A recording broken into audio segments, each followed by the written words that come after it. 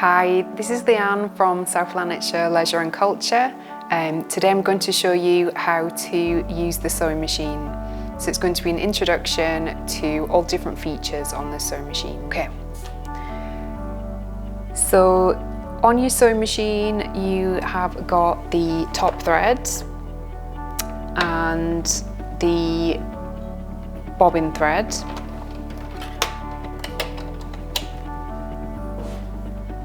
So the bobbin thread, there's usually a guide here that tells you which direction to put the bobbin, and so I'm putting it anti-clockwise, fitting it in here, following along the channel and just trimming the thread at the end and then positioning this guard back on.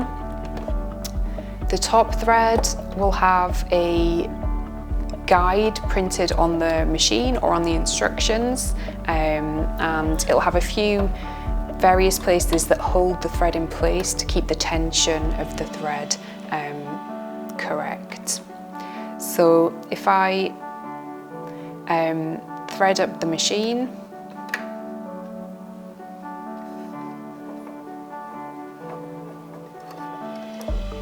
I'm going to wind the handle of the machine towards me and then hook round here.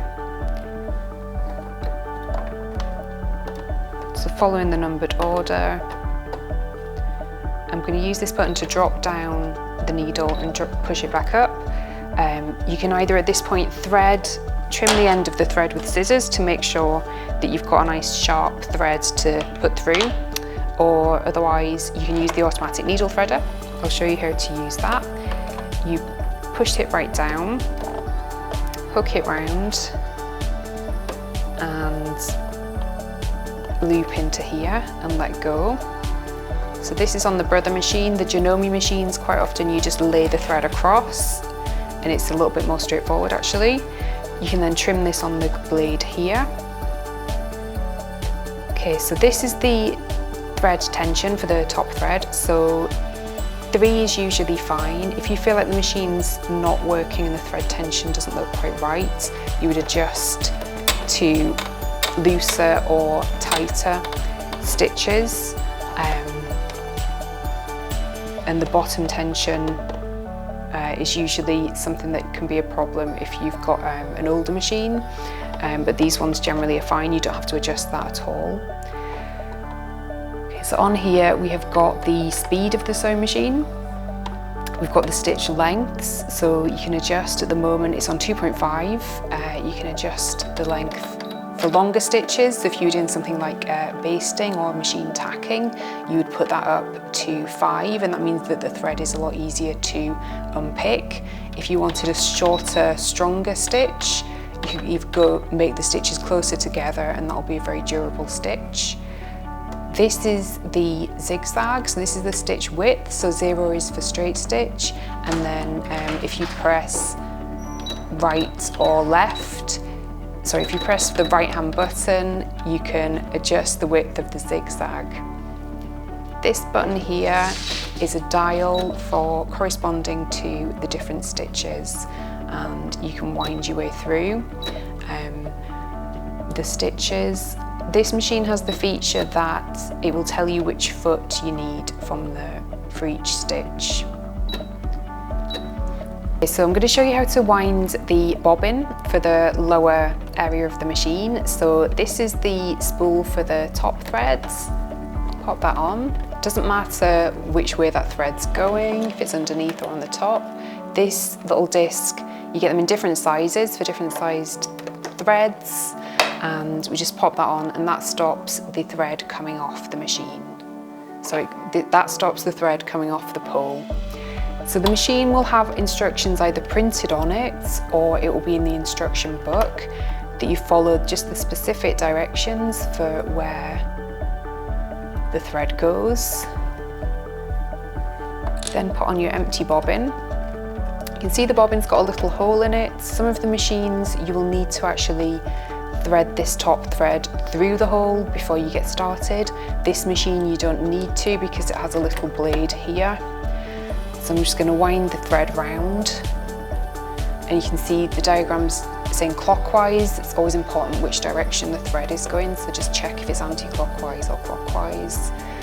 So this, wind it around a few times to anchor the thread, and then I'm going to just trim it on this blade here. And that means that when the tension winds on the bobbin, it's going to be a good tension. So I'm going to push this over to the right. I've adjusted my speed down here to top speed because we just want to get the bobbin threaded.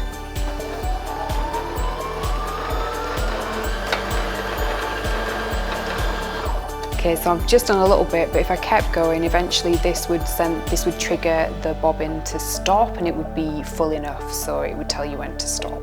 So pulling that to the right hand side, taking the bobbin off, and I'm just going to trim. And you can see the thread, when I press the thread, it feels quite firm. There's no like visible loops and things. If the tension has been a bit loose, you would see different loops, and it would then affect the machine sewing later on. So just make sure that the tension looks good on the bobbin. And that's the bobbin finished. And you can now trim the thread, and you can thread it through the eye of the needle by hand, but I'll show you how to do this if you've got a manual stitch threader. Just making sure the needle's fully in an upright position. And then gonna hook it through, let go, and you get a small loop at the back of the machine that you can pull all the way through. Okay, so now I'm going to put the bobbin into the base. On this machine there's a little instruction that you've got to make sure the direction of the bobbin's really important, so the thread's got to be anti-clockwise. So lay that in, follow the channel which the arrows are directing, and this machine you trim the end so the thread disappears.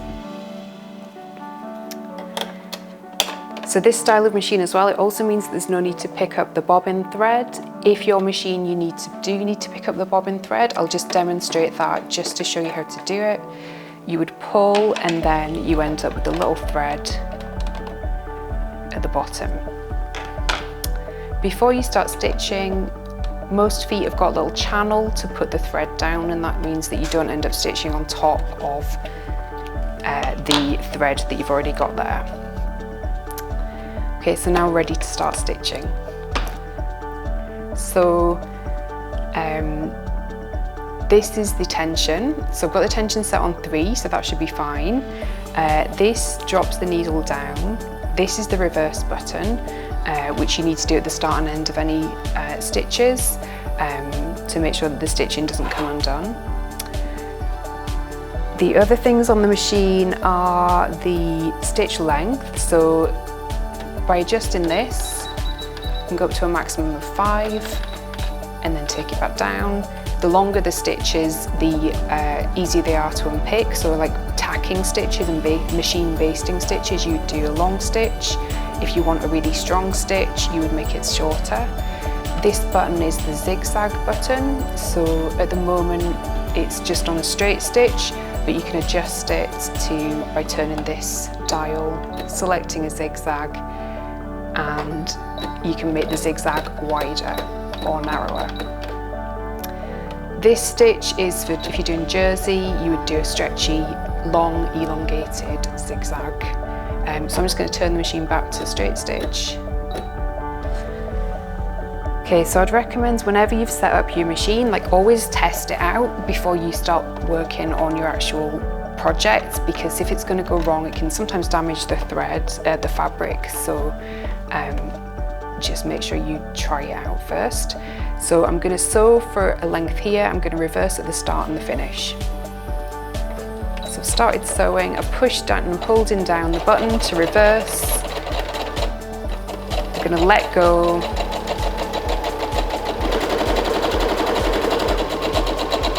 Sew to the end and then reverse again. The needle's in the machine, in the bottom of the fabric.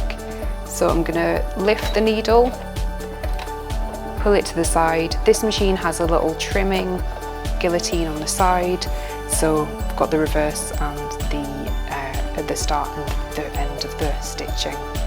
Thank you for participating in this class, and I hope you enjoy the workshop.